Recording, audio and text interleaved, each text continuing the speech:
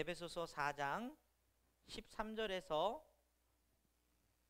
32절 말씀까지 제가 가진 성경으로는요 313페이지와 314페이지에 걸쳐 있습니다. 우리 아마 에베소서 말씀을 다 이렇게 책갈피를 해 놓으셨으리라 믿고요. 우리 13절부터 한 목소리로 같이 읽도록 하겠습니다. 같이 읽겠습니다. 시작. 우리가 다 하나님의 아들을 믿는 것과 아는 일에 하나가 되어 온전한 사람을 이루어 그리스도의 장성한 분량이 충만한 데까지 이르르니 이는 우리가 이제부터 어린아이가 되지 아니하여 사람의 속임수와 간사한 유혹에 빠져 온갖 교훈의 풍조를 밀려 요동하지 않게 하려 함이라. 오직 사랑 안에서 참된 것을 하여 범사에 그에게까지 자랄지라. 그는 머리니 곧 그리스도라. 그에게서 온 몸이 각 마디를 통하여 도움을 받음으로 연결되고 결합되어 각 지체의 분량대로 역사하여 그 몸을 자라게 하여 사랑 안에서 스스로 세우느니라. 그러므로 내가 이것을 말하여 주 안에서 증언하노니 이제부터 너희는 이방인이 그 마음에 허망한 것으로 행함같이 행하지 말라. 그들의 총명이 어두워지고 그들 가운데 있는 무지함과 그들의 마음이 굳어짐으로 말미암아 하나님의 생명에서 떠나 있도다. 그들이 감각 없는 자가 되어 자신을 방탕에 방임하여 모든 더러운 것을 욕심으로 하되 오직 너희는 그리스도를 그같이 배우지 아니하였느니라. 진리가 예수 안에 있는 것 같이 너희가 참으로 그에게서 듣고 또한 그 안에서 가르침을 받을진대 너희는 유혹의 욕심을 따라 썩어져가는 구습을 따르는 옛 사람을 벗어버리고 오직 너희의 심령이 새롭게 되어 하나님을 따라 의와 진리의 거룩함으로 지으심을 받은 새 사람을 입으라. 그런즉 거짓을 버리고 각각 그 이웃과 더불어 참된 것을 말하라. 이는 우리가 서로 지체가 됨이라. 분을 내어도 죄를 짓지 말며 해가 지도록 분을 품지 말고 마귀에게 틈을 주지 말라. 도둑질하는 자는 다시 도둑질하지 말고 돌이켜 가난한 자에게 구제할 수 있도록 자기의 손으로 수고하여 선한 일을 하라. 무릇 더러운 말은 너희 입 밖에도 내지 말고 오직 덕을 세우는 데 소용되는 대로 선한 말을 하여 듣는 자들에게 은혜를 끼치게 하라. 하나님의 성령을 근심하게 하지 말라. 그 안에서 너희가 구원의 날까지 인치심을 받았느니라. 너희는 모든 악독과 노함과 분냄과 떠드는 것과 비방하는 모든 악과 함께 버리고 서로 친절하게 하며 불쌍히 여기며 서로 용서하기를 하나님이 그리스도 안에서 너희를 용서하심 같이 하라. 아멘. 아멘. 사랑하는 여러분, 우리는 그리스도인입니다. 이 말씀을 에베소서를 시작하면서부터 계속 지금 2달간 이야기하고 있습니다. 그리스도인의 삶, 그 존재 자체로 하나님이 주신 생명이고 또 능력입니다. 그리스도인의 삶은 그 삶의 의미로 하나님께서 주신 그 삶의 의미를 가지고요, 그 삶을 선물처럼 살아가는 사람들을 이야기합니다. 그래서 그 삶에는 특권이기도 하면서 책임이 따르는 삶이라는 사실을 우리는 알게 됩니다. 그래서 그리스도인으로서 이제 우리 지난 시간에 힘써 지켜야 될 것들, 그리스도인은 그 교회로 함께 모여서 하나 되어져 가는 그런 하나됨의 놀라운 역사를 이루어야 될 것이고, 또 하나님이 주신 한 소망, 하나님의 마음과 그 뜻을 성령을 통해서 이루어가는 그 소망 안에 있다는 것. 그러나 그 하나됨의 그 교회는 다양한 교사로서, 또 가르치는 자로서, 목회자로서, 또 여러 가지 다양한 직분들을 통해서 그 다양함을 인정하고 함께 자라나가는 그런 교회다라는 것을 우리가 함께 이야기 나눌 수 있었습니다. 그리스도인을 교회를 그리스도의 몸이라는 사실을 선포하면서 이제 이 그리스도의 몸은 단순히 그냥 어떤 건물 안에 있는 어떤 그 이름의 교회가 아니라 유기적이고 살아있는 머리 대신 그리스도를 따라가는, 그리스도와 함께 살아나가는 그런 생명력 있는 공동체를 교회라고 말한다는 것입니다. 그렇기 때문에 이 유기적인 존재는, 살아있는 존재는 바로 그리스도의 몸이면서 자라나야 된다는 사실을 이야기하는 것이죠. 멈춰 있거나 또는 역설적으로 더 축소되는 것이 아니라 그 존재는 계속해서 움직이고 자라나야 된다는 사실을 선언하고 있는 것입니다. 여러분, 오늘 본문을 우리가 읽었지만요, 다시 한번 우리 13절에서 15절 말씀을요 같이 한번 읽어보겠습니다. 같이 읽습니다. 시작. 우리가 다 하나님의 아들을 믿는 것과 아는 일에 하나가 되어 온전한 사람을 이루어 그리스도의 장성한 분량이 충만한 데까지 이르리니, 이는 우리가 이제부터 어린아이가 되지 아니하여 사람의 속임수와 간사한 유혹에 빠져 온갖 교훈의 풍조에 밀려 요동하지 않게 하려 함이라. 오직 사랑 안에서 참된 것을 범사하며 범사에 그에게까지 자랄지라. 그는 머리니 곧 그리스도라. 아멘. 아멘. 교회는 자라나야 됩니다. 그리스도인은 성장해야 됩니다. 여러분, 그런데 이 성장에 대해서 오해하면 우리가 사람들을 많이 모으는 것, 교회를 뭐 크게 만드는 것, 이런 것이 성장이라고 얘기하는데 그거는 어떤 한 부분에 포함된 것이고요. 교회는 생명력 있는, 살아있는, 움직이는 그런 그리스도의 몸으로서 건강하게 자라나야 된다는 사실을 선언하고 있습니다. 그래서 신앙이 우리가 어린아이에 머물러 있다. 여러분, 어린아이를 비하하는 것이 아닙니다. 연약하고 아직 뭘 잘 모르고 또 순수한 그 마음에 그런 어린아이들의 좋은 면도 있지만, 그런 어떤 세상의 풍조와 어려움 속에 금방 쉽게 넘어가고 흔들리는 그런 연약함의 모습이 아니라 이제는 장성한 분량까지 머리 대신 그리스도에게로 자라나는 것, 이것이 바로 우리 그리스도인들이 가져야 될 삶의 모습이고, 우리가 함께 모인 하나 되고 한 소망 안에 있고 다양한 우리 교회가 자라나야 될, 그런 가져야 될 모습이라는 사실을 선언하고 있는 것입니다. 여러분, 그러면 어떻게 자랄 수 있습니까?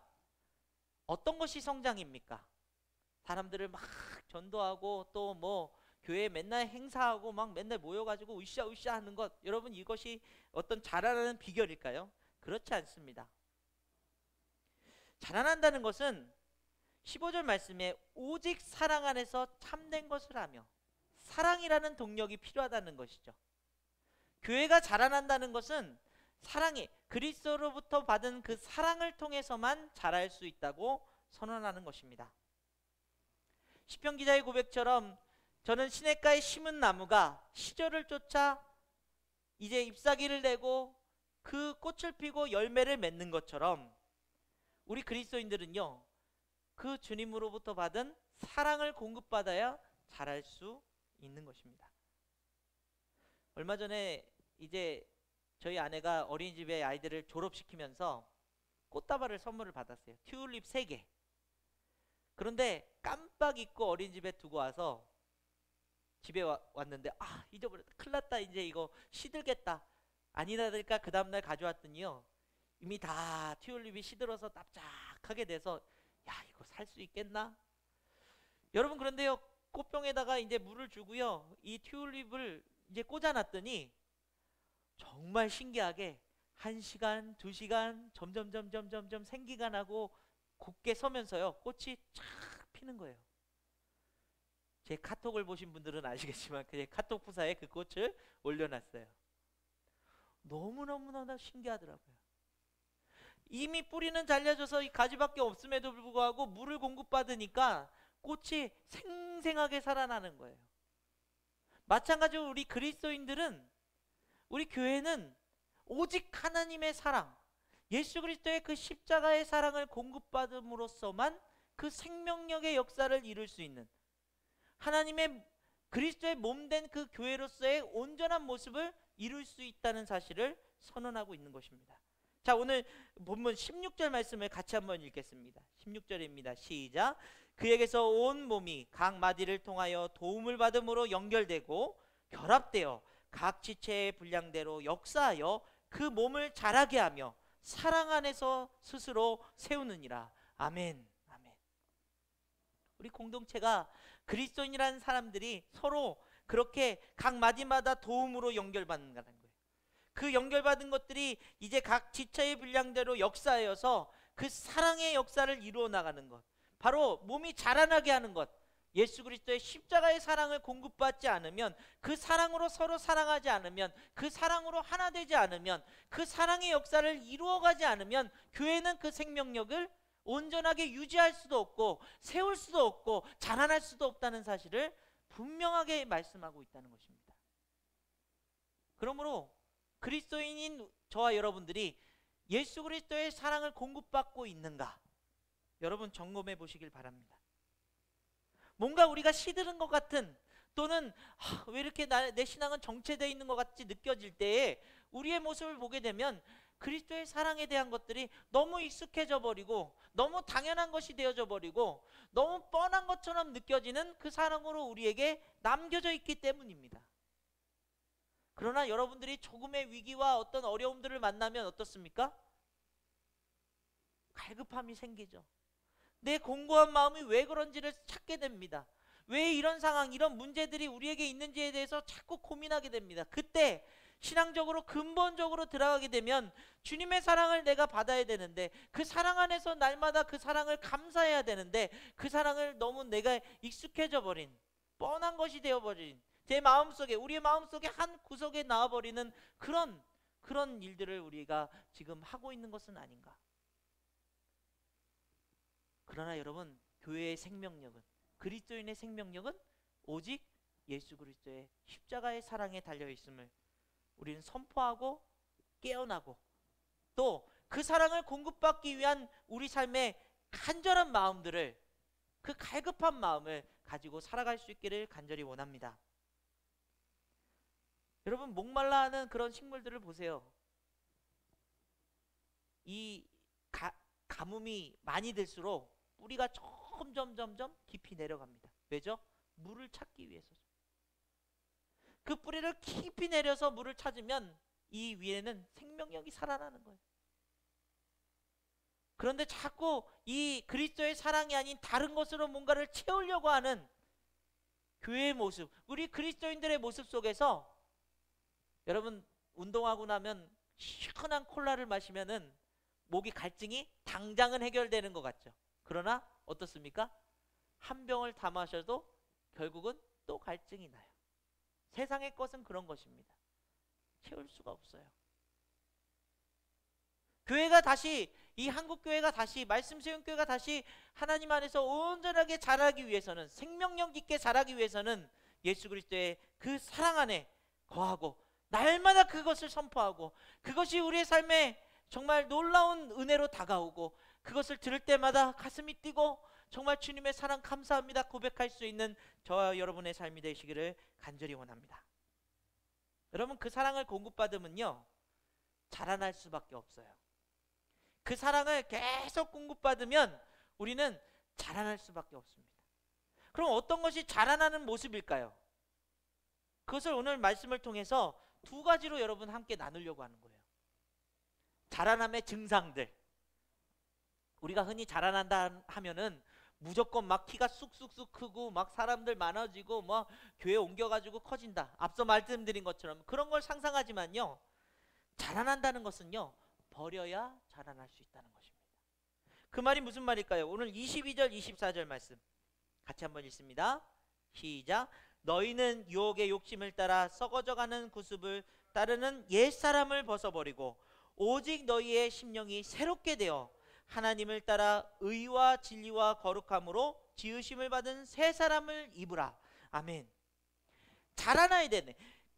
머리 대신 그리스도에게로 자라나야 되는데, 몸이 된 우리 교회는 옛날에 가졌던 그 구습, 옛 사람의 모습을 벗어버려야 된다는 거예요. 그래야 심령이 새롭게 되어서 그 진리 안에서 거룩함을 입은 새 사람으로 우리가 자라날 수 있다는 것입니다. 여러분, 이 자연 만물, 오늘 자연 만물에 대해서 얘기를 많이 하는데요, 보십시오. 우리가 잎사귀가 잘 피어있던 꽃이, 이 나뭇잎들이 가을이 되면 다 떨어집니다. 그러나면 막 정말 뭐 쓸모없는 나무처럼, 죽은 나무처럼 이렇게 보이죠. 아니, 저거 아깝게 잎사귀 다 만들어 놓고 어떻게든 지키고 있어야 되는데, 여러분, 가을이 되면은 겨울을 준비하면서 잎을 다 떨어뜨려요. 근데 오랜 잎을 다 내려놓으면 이제 봄이 되면 새 이파리가 나옵니다. 얼마나 신비한지 몰라요.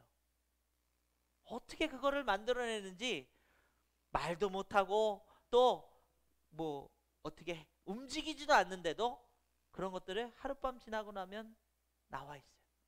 지금도 여러분, 나무의 끝을 보면요, 꽃몽우리들이 이미 다 준비를 하고 있습니다. 버려야 새로운 것을 피우기 시작하는 거예요. 예수 그리스도를 믿고 이제 내 삶을 그리스도 안에서 죽겠습니다, 주님과 함께 십자가에 못 박겠습니다라고 선포한다는 것은 옛 사람의 모습을 버리는 것을 이야기하는 것입니다. 버리지 않으면 자라지 못해요. 버리지 않으면 변화될 수가 없습니다. 여러분, 그 버림은 어떤 것인지 사도 바울은 아주 섬세하게 26절부터 우리에게 이야기하고 있습니다. 자, 26절부터 한번 읽어볼까요? 30절까지입니다. 시작. 분을 내어도 죄를 짓지 말며 해가 지도록 분을 품지 말고 마귀에게 틈을 주지 말라. 도둑질하는 자는 다시 도둑질하지 말고 돌이켜 가난한 자에게 구제할 수 있도록 자기 손으로 수고하고 선한 일을 하라. 무릇 더러운 말은 너희 입 밖에도 내지 말고 오직 덕을 세우는데 소용하는 대로 선한 말을 하며 듣는 자들에게 은혜를 끼치게 하라. 하나님의 성령을 근심하게 하지 말라. 그 안에서 너희가 구원의 날까지 인치심을 받았느니라. 아멘. 첫 번째로요, 분을 품지 말라는 것입니다. 그런데 분을 품지 말라는 표현이 해가 지도록 분을 품지 말라, 이렇게 표현하고 있어요. 그 말은 너네들 분 자체를 품는 게 큰일 나는 죄야, 혼나는 거야 라고 얘기하는 것이 아니라, 인간은 어쩔 수 없이 분을 낼 수밖에 없는 감정적인 존재라는 것을 인정할 수밖에 없어요. 분을 내어도 죄를 짓지 말고 해가 지도록 분을 품지 말라는 거예요. 그 말은 분을 낼 수밖에 없는 인간의 특성을 하나님이 인정해 주시고요, 이해해 주시고요, 그 감정을 존중해 주시지만 그 분을 통해서 죄가 되지 않도록. 여러분, 이 말이 참 어렵죠. 분내는 것 자체가 죄 같은데 분내는 것을 죄를 짓는 데 사용하지 말라. 여러분, 그래서 의로운 분노가 있는 거예요. 막 죄의 그런 쩌들어 있는, 또 죄의 그런 상황 속에 있는 것들을 우리가 분노하죠. 어떻게 저렇게 할 수가 있지? 여러분, 그런 의분을 품어야 됩니다. 그래서 분노는 존재하는 거겠죠. 그러나 우리가 내 감정 때문에 내가 화나서 내 옆에 있는 사람에게 마음대로 내가 그 분을 표현하고 그 분노를 뭐 그냥 욕심에 활용하고 또 내 감정을 쓰는데 활용하고 있는 그런 우리들의 모습 때문에 옆에 있는 사람들이 상처를 받고 또 아파하고 함께 분노가 표현되는. 여러분, 모세와 함께 이제 12명의 정탐꾼을 가데스 바네아에서 가나안 땅을 보냈는데 10명의 정탐꾼은 악평하는 거예요. 지금 큰일 났다, 정말 젖과 꿀이 흐르는 땅이긴 하지만 그곳에 거인들이 살고 우리는 그 사람들보다 못해, 메뚜기 같아. 그때 그 당시에 그 이스라엘 백성들의 모습에는 분노가 전달되어서 전부 다 우리 모세를 죽이고 다시 애굽으로 돌아가자, 차라리 노예 생활이 낫겠다, 여러분 그런 모습을 보이고 있지 않습니까? 분노는요 그렇게 전달되는 거예요. 여러분, 부부싸움이나 또는 자녀들과 싸움하면서 보면요, 아니 쟤는 도대체 왜 저러나 보면 제가 항상 이런 표현을 하죠. 그 모습은 바로 거울을 보는 것 같다. 거울을 보는 것 같은 거예요. 내 모습에 투영되는 거예요. 그러므로 우리가 분을 품지 말라고 버려야 된다는 사실이에요. 그 분을 해가 질 때까지 가지고 있죠. 여러분, 밤새도록 분이 나서 잠을 못 이룰 때가 있잖아요. 그래서 이 서양 의학에는 이 화병이라는 게 없습니다. 그러나 동양에는 이 화병이 있어요. 이 화를 품고 있다가 병이 나요. 막 아파합니다. 분을 품지 말라는 거예요. 그 다음에 마귀에게 틈을 주지 말라. 여러분, 마귀에게 틈을 준다는 말은 무슨 말일까요? 우리의 그 약점들이 있다는 거죠. 마귀가 그 틈을 타고 들어와서 죄를 짓도록, 화내게 하도록, 욕심부리도록, 또 남을 미워하도록 하는 그 틈을 우리가 가지고 있다는 사실을 또 인정하게 되는 거예요. 여러분, 어떤 것이 여러분의 약점들입니까? 무슨 얘기만 하면 여러분들이 막 화가 나고 막 짜증이 납니까? 어떤 분은 키 작다는 얘기하면은 막 분노해요. 키 작는 컴플렉스가 있어요. 어떤 분은 과거에 대한 얘기를 하면은 그 얘기를 왜 하냐 그러면서 화를 내기도 하죠. 저 같은 경우는 이제 설교 그런 식으로 하지 말라 그러면 이제 막 설교를 막 이러면서 막 그것이 틈이 되는 거예요. 마귀가 그 틈으로 들어와서 우리를 막 갈라놓고 욕하게 하고 싸우게 하는 그런 모습들을 우리가 가질 수 있다는 거예요. 그것이 욕심일 수도 있고 과거의 상처될 수도 있고 유혹에 쉽게 빠지는, 저거 가져봐 라고 하는 하와를 유혹했던 그 모습처럼 우리에게 틈으로 들어와서 그렇게 우리를 죄로 빠뜨리게 하는 그 틈을 주지 말라고 사도 바울은 이야기하고 있는 것입니다. 애착하는 것 때문에 또 속을 수도 있고 속일 수도 있습니다. 자기에 빠져서 자기만 중요하고 남은 생각하지 않는 그 모습을 통해서 또 그렇게 괴로운 삶을 우리는 살아갈 수도 있다는 것이죠. 자, 그 다음에 28절 말씀에 도둑질하는 자는 다시 도둑질하지 말고, 여러분 여기서 난 도둑질 안 하는데요. 여러분 이런 표현으로만 생각하지 마시고요. 다시 도둑질하지 말라. 이 표현은 무엇입니까? 과거에 가졌던, 주님을 믿기 전에 갖고 있던 내 안 좋은 습관들을 주님을 믿고도 다시 또 반복돼서 갖는 그런 모습들에서 돌이키라는 거예요. 도적과 같은 마음, 그런 죄로 살았던 우리들의 모습을 이제 주님의 사랑으로 새롭게 되었는데 여전히 또 그 죄의 모습을 가지고 살아가고, 버렸노라고 했는데 금방 또 내 것인 것처럼 갖게 되는 그런 모습들을 우리에게 경고하고 있는 거예요. 이제는 그 모습을 버릴 수 있어야 됩니다. 온전히 버릴 수 있어야 됩니다. 자, 그 다음에요. 무릇 더러운 말은 너희 입 밖에도 내지 말라. 여러분, 말 조심하라는 얘기죠. 우리가 말이 얼마나 중요합니까? 말에는요, 불의 혀라고 얘기하고 있어요. 이 말 한마디에 마음의 그 상관을 다 태울 수 있습니다. 우리 청년들은 예민해요. 그래서 이제 오랜만에 탁 만나면은 요즘 그냥 아주 살도 빠지고 아주 멋있어졌어 이러면은 굉장히 좋아하는데, 얼굴이 왜 이렇게 부은 것처럼 뚱뚱해? 그러면요, 여러분 마음의 상처를 받아가지고 큰일 납니다. 예. 그래서 제가 배 나온 거 가지고 뭐라고 하지 마세요. 네. 이 말 때문에 우리는 상처를 받아요. 이 말이 엄청난 영향력이 있습니다. 그러므로 이 더러운 말을 우리 입 밖에 내지 말라. 여러분, 예전에 주님을 믿기 전에는 막 쌍욕을 하는 것이 뭐 다 아주 자연스럽고 막 이렇게 살다가 주님을 믿고 나서 이제 욕을 하지 말아야 되는데 라고 생각하는데, 어느 순간 화가 나면 우리가 막 나올 때가 있잖아요. 네. 저는 차 운전하다가 막 그렇게 막 분노하는 모습을 보이기도 하거든요. 그런데 그 말을 조심하면, 말을 자제할 수 있으면, 말을 선하게 낼 수 있으면 놀라운 하나님의 역사가 일어납니다.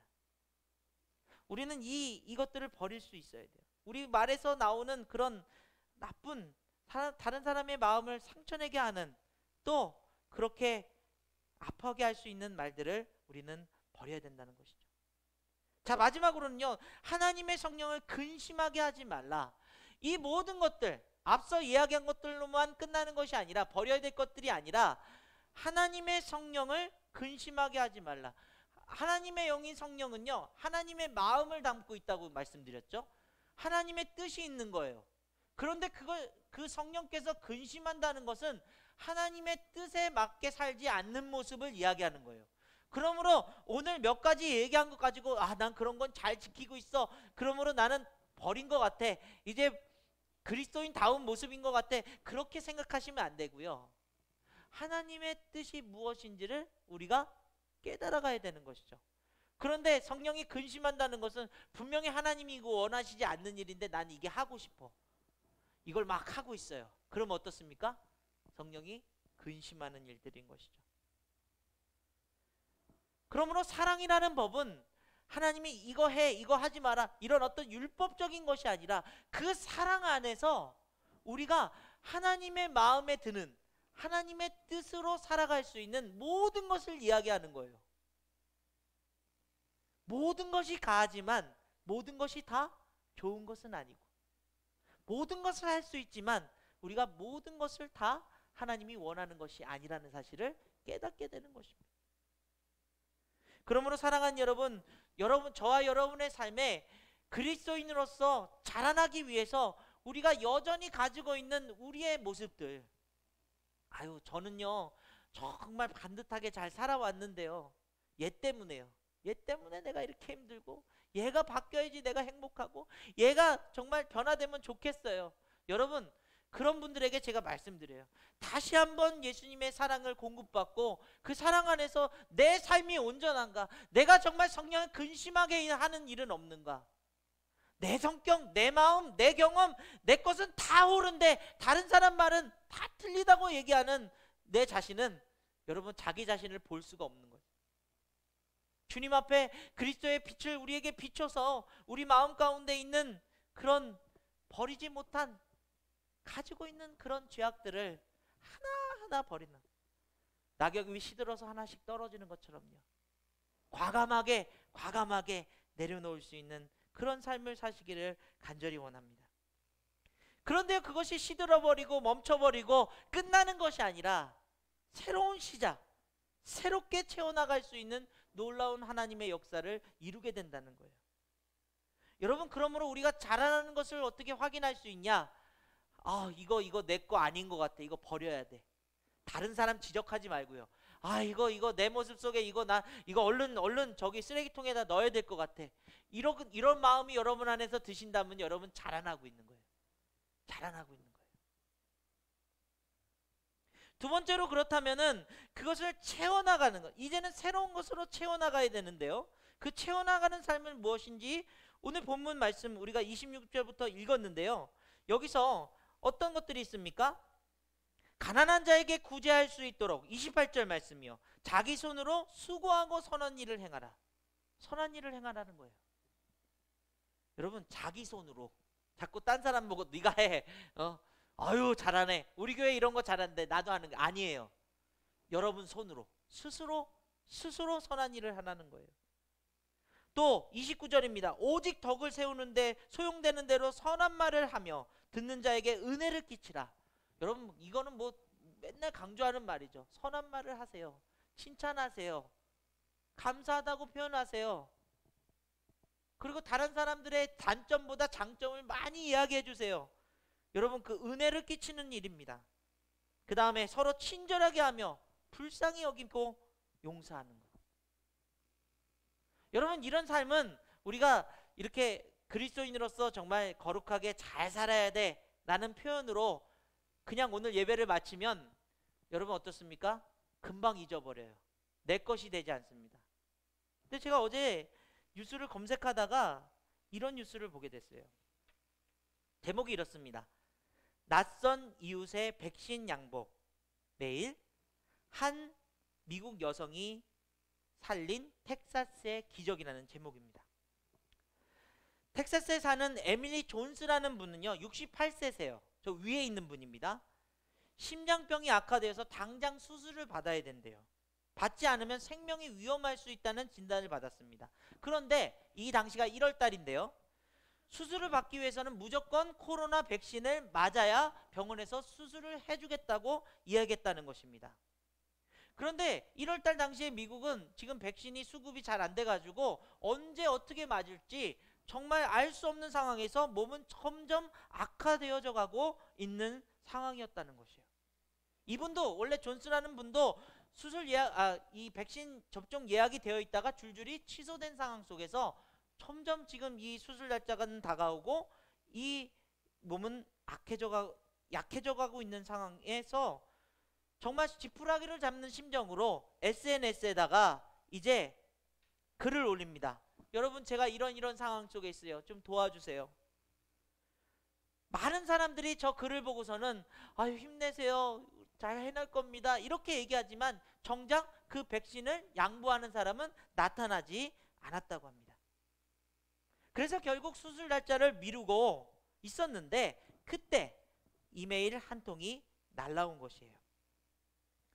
인근 지역에 사는 주민이라고 소개하면서 크리스티 루이스라는 58세 된 주부였습니다. 이분은 이렇게 메일을 보냈다고 해요. 오늘 아침 10시 45분에 백신을 맞을 예정입니다. 그런데 나보다 당신이 더 필요할 것 같아서 백신을 양보할 테니 연락 주세요, 라는 메시지였다고 합니다. 너무나도 놀랍죠? 백신을 양보한다니. 그런데 여러분, 더 놀라운 것은 이 밑에 있는 이 루이스라는 분은 자가 면역 질환이라는 것을 앓고 있는 분이에요. 본인도 우선순위로 맞아야 되는 사람 중에 한 명이었다는 사실이죠. 뿐만 아니라 완전 온몸이 사지가 마비된 아들을 돌보고 있는 홀 어머니라는 사실이에요.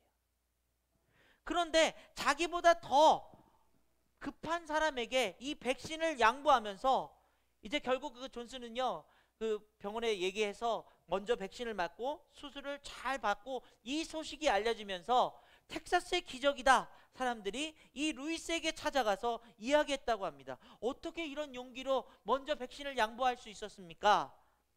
그랬더니 이분 하는 말이 너무나도 놀라운 거예요. 우리 모자도 이웃의 도움으로 힘든 순간을 극복해 왔습니다. 받은 만큼 베풀었을 뿐입니다. 여러분, 다시 한번요. 받은 만큼 베풀었을 뿐입니다. 담당하게 이 말을 했다고 합니다. 여러분, 우리 그리스도인이야말로 하나님으로부터 그 귀한 사랑을 받은 인생들 아닙니까? 그러므로 오늘 본문의 31절, 32절은 이렇게 이야기합니다. 우리 32절만 읽겠습니다. 시작. 서로 친절하게 하며 불쌍히 여기며 서로 용서하기를 하나님이 그리스도 안에서 너희를 용서하신 같이 하라. 아멘. 이 텍사스의 기적의 그런 기사를 보면서요, 저는요, 받은 만큼 베푼 것 뿐입니다. 본인도 자가 면역 질환에 걸리고 아들을 돌봐야 되는 그 극한의 상황에 있으면서도 내가 받은 은혜가 있어서 그것을 더 급한 사람에게 나누어 줄 수 있는 이 마음이 있는 이분이, 저는 정말 그리스도인이기를 간절히 원합니다. 우리는요, 예수 그리스도 안에서 그 사랑을 얼마나 많이 받았는지, 그 사랑이 우리에게 얼마나 있는지, 우리를 날마다 공급해 주시는 그 은혜 가운데서 우리는 그 선한 영향력을 조그만 이파리를 내는 그 삶으로, 조그만 꽃이, 여러분, 봄이 되면 그 땅에 어디도 풀이 없을 것 같은데 거기서 어느샌가 꽃이 피고 있는 모습을 보면서 들꽃처럼 주님께 받은 사랑을 갚을 뿐입니다 고백하는 인생, 그렇게 채워가는 인생. 여러분 삶에서 정말 주님이 주신 그 사랑 때문에 내가 자라나고 있다면, 나는 주님이 주신 그 받은 사랑 때문에 그 사랑을 베풀 뿐입니다 고백할 수 있는 저와 여러분 되기를 간절히 원합니다. 여러분, 그리스도인들은요, 맨날 주일날 나와가지고 여러분 사랑 실천하세요, 전도하세요, 뭐 전도하면은 뭐 금 한 돈 주고 뭐 여행 보내드리고, 여러분 이런 걸로 동기부여가 돼서는 안 돼요. 우리는 이미 받은 그 사랑이 너무나 크기 때문에 그 빛을 갚기 위해서 하나님 앞에 날마다 예배드리는 경배와 찬양이, 그 귀한 마음이, 날 사랑하심에 대한 그 은혜를 고백할 수 있는 인생이 되어야 되고, 그 사랑을 조금 실천하는 거 가지고 여러분 을쓱되겠습니까? 목에 힘주고 나도 난 이런 일을 하는 사람이야 라고 말할 수 있겠습니까? 그 사랑이 얼마나 큰데요. 그런데 그 조그만 선한 일을 행하는, 조그만 아름다운 말을 행하는 일들을 너무나도 어렵게 여기고 자라나기를 거부하고 있는 우리들의 모습은 아닌가요? 나만 알고 맨날 다른 사람들한테 좋은 얘기 듣고 싶으면서, 다른 사람들한테 인정받고 싶으면서, 다른 사람들을 존중하고 그 귀한 사랑으로 손 붙잡아주는 그 귀한 일을 등한시하고 있는 우리들의 모습을 보면서, 여러분, 말씀 세움교회가 먼저 몸된 그리스도의 교회로서 귀하게 자라날 수 있기를 간절히 원합니다. 신앙은요,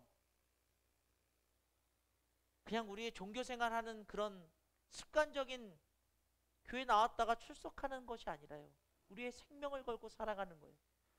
하나님 앞에 우리의 모든 것을 맡기고 살아가는 것이 우리의 인생임을 여러분 이 시간에 고백합시다.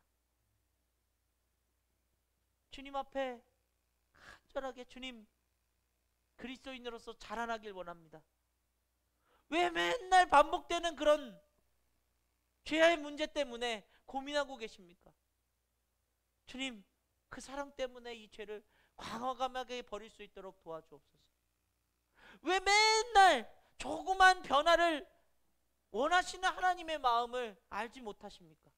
나는 원래 이래, 난 이렇게 살아왔어, 난 이런 내가 중요해. 여러분, 버려야 돼요.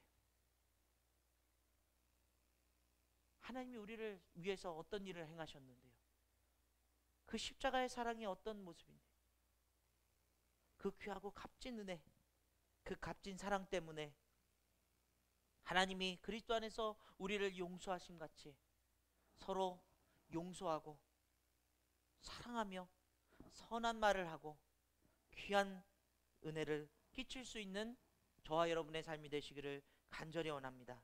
그렇습니다. 그리스도인은요, 그 존재 자체로 귀한 인생들이지만 그리스도인들이 움직이고 자라날 때 놀라운 하나님의 역사가 일어날 것입니다. 여러분, 한국교회 지금 위기이고 이거 어떡하나 욕을 먹고, 여러분 그런 거에 걱정하지 마세요. 저와 여러분이 변화되면 됩니다. 저와 여러분이 온전한 그리스도인의 모습으로 그리스도 안에서 하나 되면 됩니다. 한 소망을 품고 그 귀한 역사를 이루어가면 됩니다. 자라나면 됩니다. 말씀 세움교회 능곡에 있다고 해서 여러분 뭐 세상이 변하겠냐고 얘기하시는 분들 있을지 몰라요. 그렇지 않아요. 하나님은요, 저와 여러분을 통해서 세상을 바꾸실 것입니다. 그 자라남, 그 놀라운 역사가 저와 여러분의 삶에 가득 넘치기를 간절히 원합니다.